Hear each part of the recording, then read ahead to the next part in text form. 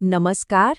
BPSC जैसे exams की तैयारी में हिस्ट्री का एक टॉपिक है जो हमेशा बहुत इम्पोर्टेंट रहता है। वो है पाल वंश का दौर। और आज हम उसी दौर की एक ऐसी देन के बारे में बात करेंगे जिसने कला की दुनिया में अपनी एक अलग ही पहचान बनाई, यानी पाल कला। तो सोचिए, आखिर पाल वंश की वो कौन सी कला थी जिसने सिर्फ बंगाल ही नहीं बल्कि खास तौर पर बिहार को आर्ट के मैप पर एक बिल्कुल नई आइडेंटिटी दी। आइए इसी सवाल का जवाब ढूंढते हैं आज। अच्छा, तो पाल कला को ठीक से समझने के लिए हमारा सफ़र कुछ ऐसा रहेगा।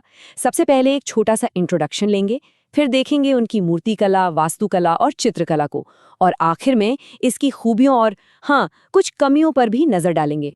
तो चलिए शुरू करते हैं इसके इंट्रोडक्शन से। देखिए, पाल कला का दौर था 9वीं से 12वीं शताब्दी के बीच का, और इसको सबसे ज्यादा बढ़ावा मिला धर्मपाल और देवपाल जैसे शासकों के समय में। यही वो कला थी जिसने बंगाल और बिहार को एक यूनिक आर्टिस्टिक आइडेंटिटी दी। तो ये पाल शैली आखिर है क्या?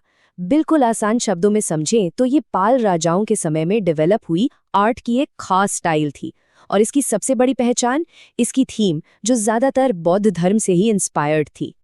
और इस कला के 3 बड़े सेंटर्स थे, 3 मेन हब्स कह सकते हैं: नालंदा, विक्रमशिला और उदंतपुरी। ये जगहें सिर्फ एजुकेशन के लिए ही फेमस नहीं थी, बल्कि आर्ट और कल्चर के भी गढ़ बन चुकी थी। अब आते हैं पाल कला के सबसे इम्पॉर्टेंट पिलर पर, यानी मूर्ति कला। सही मायनों में अगर देखा जाए तो यही पाल स्टाइल की नींव थी। अच्छा, पाल मूर्तियों को समझने से पहले ये जानना जरूरी है कि भाई ये बनती किस चीज से थी।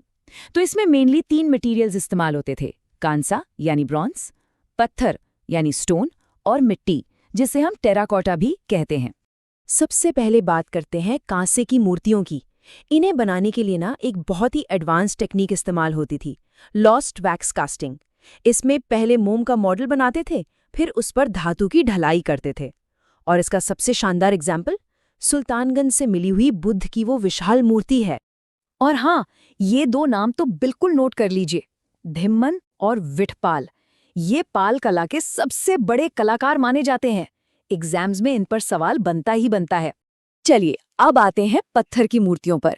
ये बनती थी कैमूर की पहाड़ियों से मिलने वाले एक खास काले बेसाल्ट पत्थर से। इनकी एक खासियत थी कि इनमें सिर्फ आगे का हिस्सा, मतलब फ्रंट व्यू ही तराशा जाता था। और सबसे इंटरेस्टिंग बात, इनमें बौद्ध के अलावा विष्णु, गणेश और सूर्य जैसे हिंदू देवताओं की मूर्तियां भी मिलती हैं। इससे उस वक्त के धार्मिक सौहार्द का भी पता चलता है। और तीसरा नंबर है मिट्टी यानी टेराकोटा का। इनका इस्तेमाल ज्यादातर डेकोरेशन के लिए होता था। इनमें धार्मिक चीजों के साथ साथ आम जिंदगी के सीन्स भी दिखाए जाते थे। और इसका सबसे बेहतरीन एग्जाम्पल है ये मूर्ति। देखिए, आईने में देखकर श्रृंगार करती हुई एक महिला कितनी लाइफ लाइक लगती है। तो मूर्ति कला के बाद अब चलते हैं वास्तुकला की तरफ। देखते हैं कि भिक्षुओं और भगवान के लिए पाल शासकों ने कैसी कैसी शानदार इमारतें बनवाईं। देखिए, पाल शासक सिर्फ कला के शौकीन ही नहीं थे, वो बहुत बड़े बिल्डर्स भी थे। उन्होंने बौद्ध विहार, मठ, स्तूप और मंदिर, मतलब कई तरह के ग्रैंड स्ट्रक्चर्स बनवाए। उनके विहार और मठ का लेआउट काफी प्लान्ड होता था।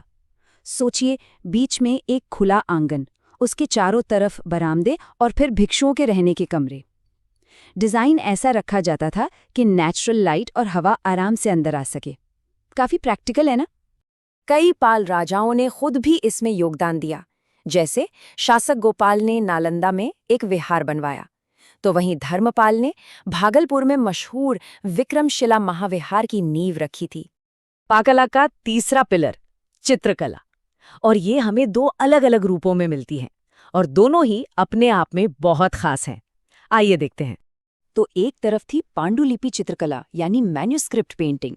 ये होती थी ताड़ के पत्तों पर। इसका सबसे अच्छा एग्जाम्पल है अष्टसहस्रिका प्रज्ञापारमिता। और दूसरी तरफ थी भित्ति चित्रकला, सीधे शब्दों में दीवारों पर पेंटिंग। इसके निशान हमें नालंदा में मिलते हैं। पांडुलिपियों में तंत्र का असर दिखता है, तो दीवारों के चित्र अजंता बाग की गुफाओं से काफी मिलते जुलते हैं। और एक चीज और, चाहे मूर्तियां हों या चित्र, पाल कला पर बौद्ध धर्म की वज्रयान शाखा का असर साफ साफ दिखता है। ये पॉइंट उनकी आर्ट को समझने के लिए बहुत जरूरी है।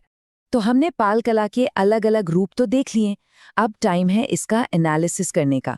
आइए जानते हैं कि इसकी खूबियां क्या थीं और वो कौन सी बातें थीं जिनको लेकर इसकी आलोचना की जाती है। तो देखिए, पाल कला के दोनों पहलुओं को समझते हैं। एक तरफ कांसे की ढलाई की उनकी टेक्निक कमाल की थी और काले बेसाल्ट पत्थर का इस्तेमाल भी इसकी एक बड़ी खूबी थी। लेकिन दूसरी तरफ क्रिटिक्स का मानना है कि मूर्तियों के सिर्फ अगले हिस्से पर ही फोकस करना, मौर्य कला जैसी पॉलिश की कमी और ज़रूरत से ज़्यादा सजावट, इन सब चीज़ों से उसमें एक आर्टिफिशियलिटी आ गई थी। चलिए, तो इस पूरी चर्चा के मेन पॉइंट्स को एक बार फटाफट रिवाइज कर लेते हैं। पाल कला 9वीं से 12वीं सदी के बीच।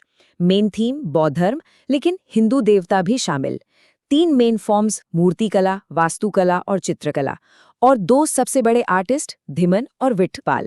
बिल्कुल सिंपल। और जाते जाते एक सवाल छोड़ जाते हैं।